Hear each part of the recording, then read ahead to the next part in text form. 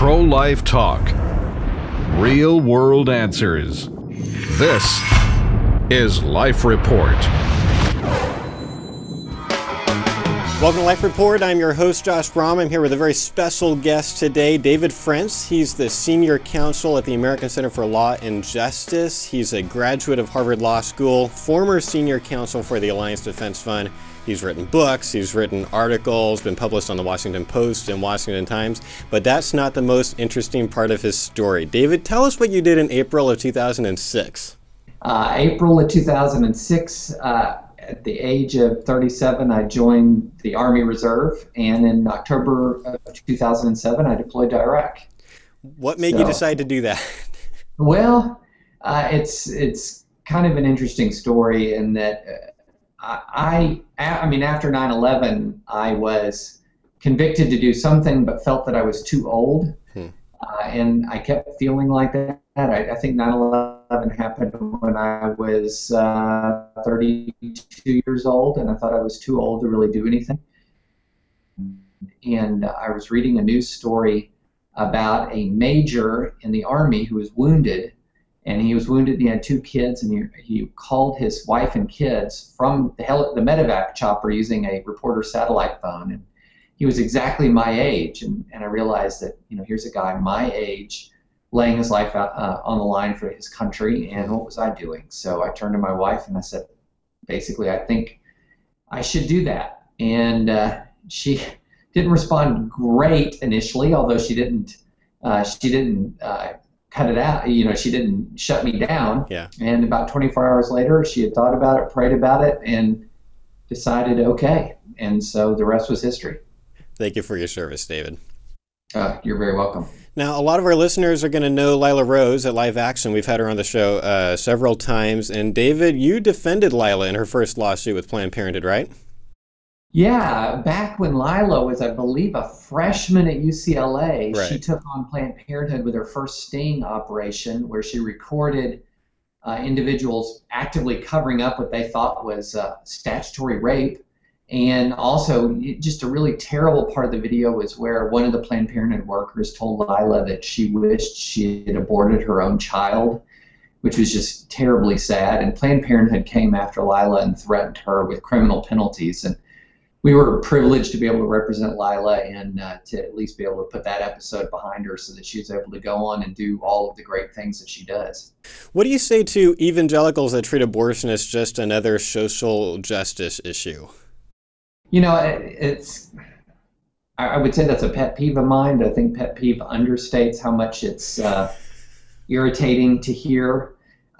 You know, I think the best way to compare it is imagine if we were talking, it's about 1858 United States, and an evangelical is saying, well, you know, slavery is just another social justice issue. I mean, if we're actually talking life and death here, right, and we are actually talking about life and death, it's very difficult for me to see how anyone could place abortion on the same moral plane, or even anything remotely close to the same moral plane as, say, increases or decreases in marginal tax rates, increases or decreases in food stamp funding, or foreign aid. I mean, you name it. Those things pale in comparison to the fundamental life and death on a mass scale issue of abortion.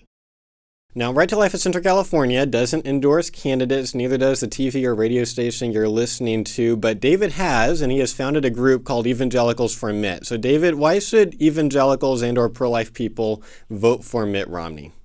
Well, it's in my mind, it's one of the easier political calls a person can make. I mean, first in Obama, we've got one of the most radical pro-abortion politicians, much less presidents, in recent American political history. I mean, this is a guy who voted against the Born Alive Infant Protection Act. This is a guy whose HHS, Health and Human Services Department, has promulgated guidelines that violate the religious conscience of virtually every orthodox religious organization in the United States, including compelling funding and provision of abortifacients.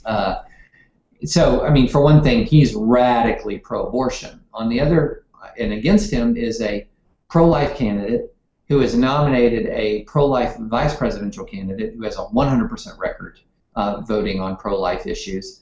And not only is our candidate pro-life, although he's a recent convert to the cause and admits that he was wrong earlier in life, he has a record in Massachusetts of a strong record as governor of Massachusetts of pushing back against the abortion industry there. So his record, his pro-life record, is far better as governor of Massachusetts than, for example, Ronald Reagan's was as governor of California, and yet Reagan turned out to be one of our best pro-life presidents.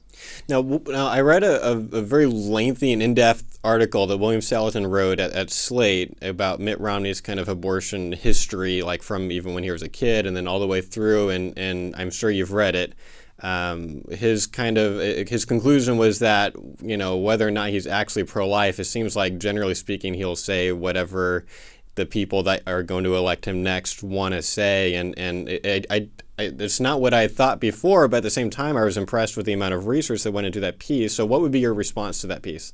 Well, I mean, there's no question he was pro-abortion, well, pro-choice at one period in his career. I mean, in the early part of his political career, nobody disputes that at all. The question is, did he change from pro-choice to pro-life? And when did he do it, and why did he do it? And he changed during the stem cell research debate in Massachusetts. And we pro-lifers for a long time have been saying, once you begin to commodify life, once you begin to treat life once you begin to treat an unborn child as something other than a human being, you're launching down a slippery slope that takes you even beyond abortion in your mistreatment of human life and your view of human life. And when in Massachusetts they were engaging in a stem cell research debate that really was sort of treating unborn children as just objects to be experimented upon, Governor Romney saw where all this was leading, and to his credit, woke up, changed his mind, and then publicly wrote about it in the Boston Globe, saying that he is pro-life, why he's pro-life, and went on to veto that piece of stem cell legislation. So there's no question, and I've read many articles that talk about a lot of the statements that he made before he became pro-life that were problematic, but nobody disputes at all that he was pro-choice back then. But he's been pro-life since, and he's got the record to prove it, and he's written a pro-life pledge that he's given to the American people that if he's able to accomplish it in office, would make him the most effective pro-life president in American history. Scott Klusendorf was on my show recently, and he expressed frustration at pro-life people that feel like, look, we don't have a chance to win this next election, so let's not put our resources into the presidential election part of this. Like, let's put our resources behind maybe other political nominees, but not towards the presidential election. Do you think that Romney has a chance? Oh, my goodness, absolutely. I mean, we're looking at a polling average right now that is within the margin of error. The race is essentially tied going in here about 10 days from the start of the Republican convention.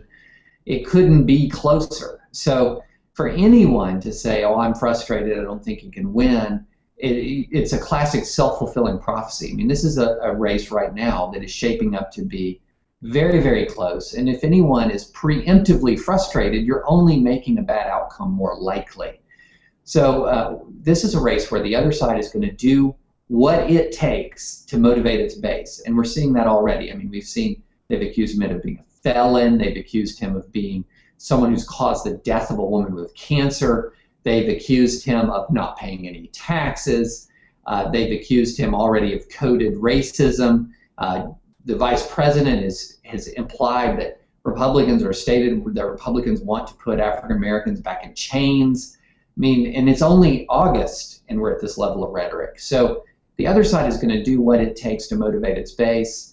And, the stakes are very high here with a margin of error election. Day one,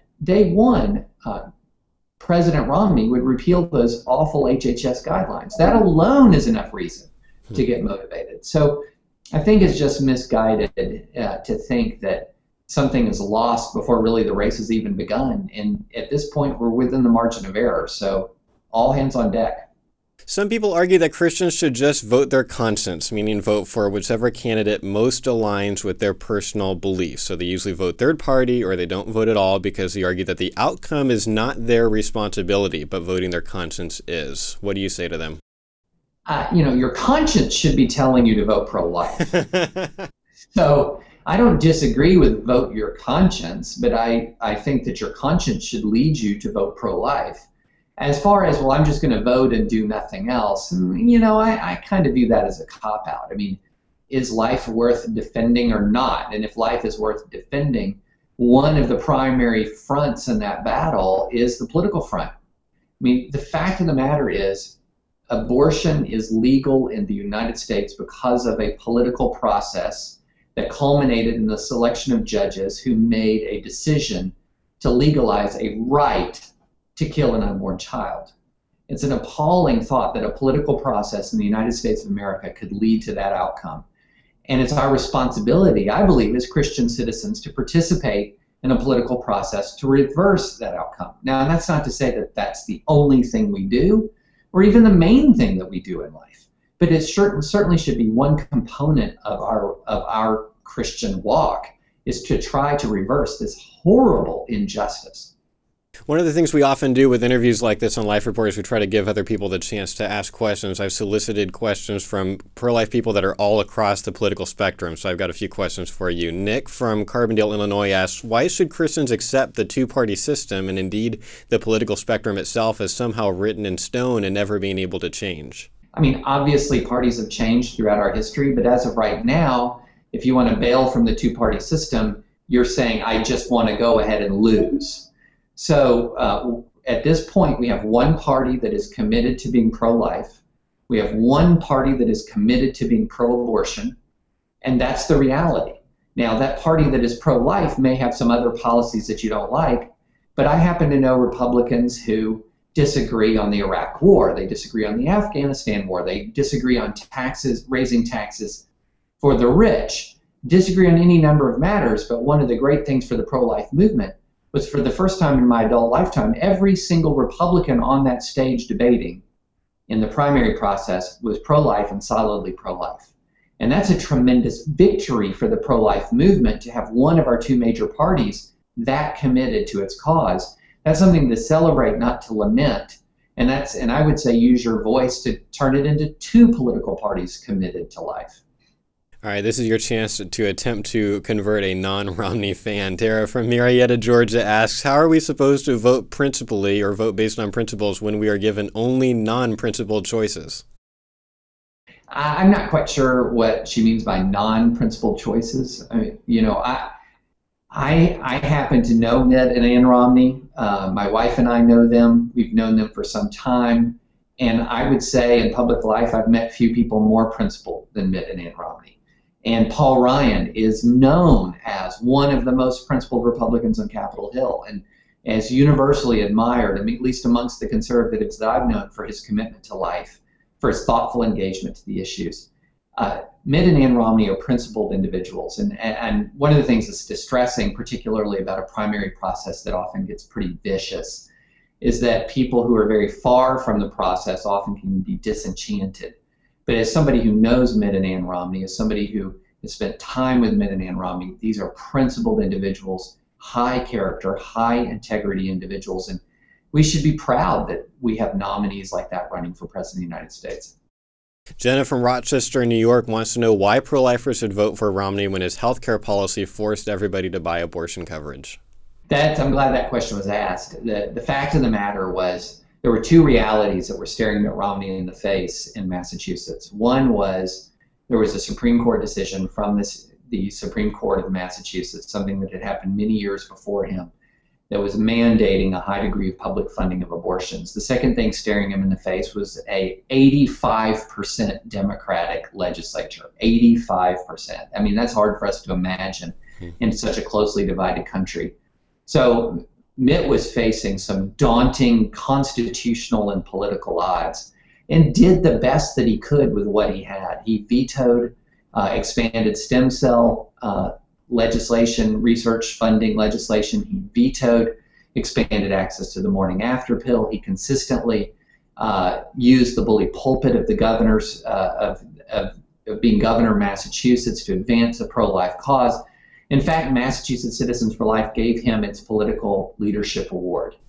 Being pro-life in Massachusetts is not, unfortunately, it's not quite like being pro-life in Tennessee, where I am today. Right. We were able to make a lot more progress. In Massachusetts, there's a lot of daunting odds, and he did the best he could in that environment, and other pro-life, prominent pro-life advocates in Massachusetts recognized that. We're grateful for his help and support. How should pro-lifers think about the Bain Capital controversy? Which Bain Capital controversy? Regarding the success of the businesses that Bain invested in? No, the company that was involved in disposing of aborted tissue remains. Oh, that one. Well, that happened after Mitt was no longer in day-to-day, was no longer running Bain on a day-to-day basis. That happened when he was running the Olympics. Bain has invested in a lot of companies, and I don't think Mitt should be held to account for companies that Bain invested in when Mitt was not running it. Gotcha. So what do you say to Christians in California and New York who feel defeated before the election even happens, or to Christians in Texas where they may feel complacent? How do you tell them to avoid discouragement and apathy? Well, it was not too terribly long ago that one candidate won 49 states. That was Ronald Reagan beating Walter Mondale in 1984. I mean, I'm old enough to remember that well. I'm only 43 years old, and that was not too long ago. And I think one of the things that we need to avoid is this mindset that, it's all decided in all but 10 or 11 states. There's a lot of volatility in a presidential race, especially when we have no idea what will happen between now and then. And secondarily, let's not forget that in addition to the presidential race, there are an awful lot of down ticket races where your voice can be heard in your state no matter where you are. Even if you're in Vermont, even if you're in Maine, even if you're in Massachusetts, some of the more liberal jurisdictions, your voice can be heard. And again, I go back to that point of this self-fulfilling prophecy. In my view, when it comes to the cause of life, you just never give up. Never give up. That's been the hallmark of the pro-life movement since Roe v. Wade was decided. And here we are, more than 30 years after Roe was decided, 40 years after Roe was decided, with the Gallup polling showing that this was one of the first generations more pro-life than their parents. I guarantee you that when Roe versus Wade was decided, many on the left thought, well, that's it, we won, it's over. And that in a generation, the pro-life movement wouldn't exist. But pro-lifers never gave up. That is the characteristic, to me, the defining characteristic of the pro-life movement is our persistence. And so to say, well, I'm in New York, well, what doesn't really matter, means you're in essence rejecting the movement's defining characteristic. Okay, I know that you know of author Jonathan Merritt. Yes. He wrote a book called A Faith of Our Own, Following Jesus Beyond the Culture Wars, and he argues that you're creating a false dichotomy for Christians, either fight the culture wars or stay silent. Is that a false dichotomy, or is that not even your argument? Look, that's not my argument. Here's the reality. We have a political system right now where one party is pro-life, one party is not. The party that is not pro-life places quote-unquote choice as a very, very high value in their political, within their political context. If you are effectively pro-life, and I don't mean just passively pro-life, someone who says, well, if you make me voice my opinion, I'm pro-life. If you are actively and effectively pro-life, you are not welcome in that other party. And so the price of being a part of that other party is to diminish the effectiveness and activism of your pro-life witness. And that's a price that I think is too high for Christians to pay. I know that there are Christians within the Democratic Party. I don't know of any Christians in the Democratic Party that have placed active, effective pro-life advocacy as the top of their priority list who are front and center in that party. I remember when Bob Casey, pro-life Democrat, governor of Pennsylvania, was not permitted to speak in the convention because he was pro-life and because he was going to advance a pro-life message. I pray the Democratic Party changes. I want it to change because that will be a sign of the triumph of the pro-life movement when we can go back and say, now we're arguing about marginal income tax rates. Now we're arguing about whether 40 million or 35 million people should be on food stamps. Right. Now we're arguing about the retirement age. All of those things pale in comparison to the life issue. And until we can settle that issue, it's just a simple political reality. The more active and effective you are for the life movement, the more you are rejected by the Democratic Party. Okay, I think I naively thought that people would have been done talking about this by now, but I'm wrong. I still see this all over the place. So Greg from Kansas City asks, why should Christians vote for a Mormon over a Protestant Christian?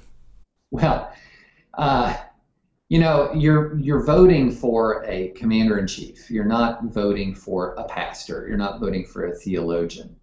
You're voting for someone who shares certain cultural values. The fact of the matter, I go back to 1980. In 1980, Christians faced a choice between a Baptist Sunday school teacher and a divorced Hollywood movie actor who barely ever darkened the doors of a church, and who had a prospective first lady who was heavily into astrology.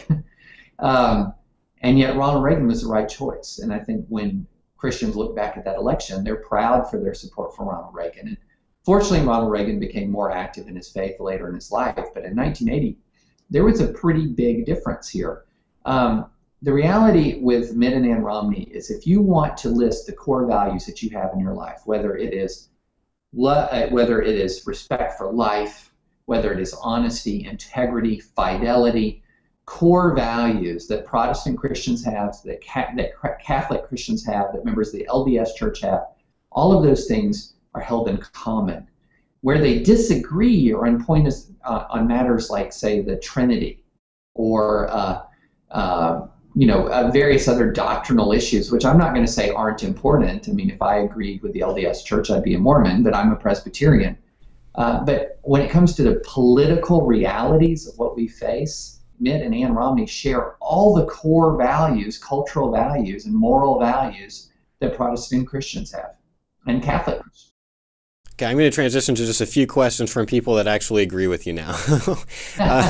What do you think Christians and or pro-life people should be doing with social media in regards to this election? If there's one thing that's absolutely clear, is the left is all over social media. I mean, you can't look at Twitter, you can't look at Facebook without seeing that the left is very active. I mean, heck, on my own Facebook page, leftists will come parachuting in to dispute things that I write. Mm-hmm. So, one of the things that I say to folks is, you don't have to be quote unquote important. You don't have to have a big audience to still be committed. And also, a phrase that I use sometimes is politely relentless. Don't ever be discouraged. Don't ever give up. Patiently, persistently make the case for life. And you will be amazed at the results. I can remember making some progress even in very, very liberal Harvard, just because I wasn't silent. I did open my mouth. I remember being in a class one time, and the teacher referred to an unborn child as a clump of cells, or a biologic product is what she called it. And I raised my hand and I began to refute that, basically saying, look, that's just not biologically accurate. Right. And people began screaming and yelling and trying to shout me down. It was really a pretty interesting moment. After it was all over, I was gathering my books up to leave the class, and some folks came up to me and said, we're really rethinking our position now. And I said, really? And they said, oh, it's nothing you said. It's just that if they couldn't refute you with reason and logic and had to scream and shout, maybe there's something to what you're saying. Wow. So you never know. I mean, you never know. I found out that my most persuasive moment at Harvard was when nobody could hear what I said. I don't know what that says about me, but I think you should be persistent in whatever community you're in. I know that this show's broadcast on a couple of large Christian radio stations, and I imagine that if you're a pastor that's listening to this, you're probably concerned with how you can communicate with your church about the election without putting your 501c3 status at risk. So, David, what can and can't pastors do? What advice would you give them? Well, it's pretty simple. A pastor acting in their official capacity before an election can't endorse a candidate. In other words, essentially, in the pulpit, a pastor should be very, very careful about saying something like, vote for Barack Obama or vote for Mitt Romney, one or the other. However, a pastor can absolutely discuss the biblical principles at stake in an election. can describe what those principles are, can describe who is pro-life, who is not pro-life, and can describe, can talk about what the Bible says about these issues. So a pastor can absolutely educate a congregation. And there's a difference between education and endorsement. In my career, I've worked for nonprofits and that are involved in these cultural issues, and we educate our supporters as to what the issues are and who is on what side of the issues. So pastors can absolutely educate, and they should educate. Now, the other side often tries to shut down pastors by providing misinformation, in essence, arguing you can't even talk about elections, you can't even talk about issues, but nothing could be further from the truth. Pastors can educate. All right, give yourself a plug. If a pro-life person needs support, how can ACLJ help? Well, go to aclj.org and you will see our history of involvement in the pro-life movement.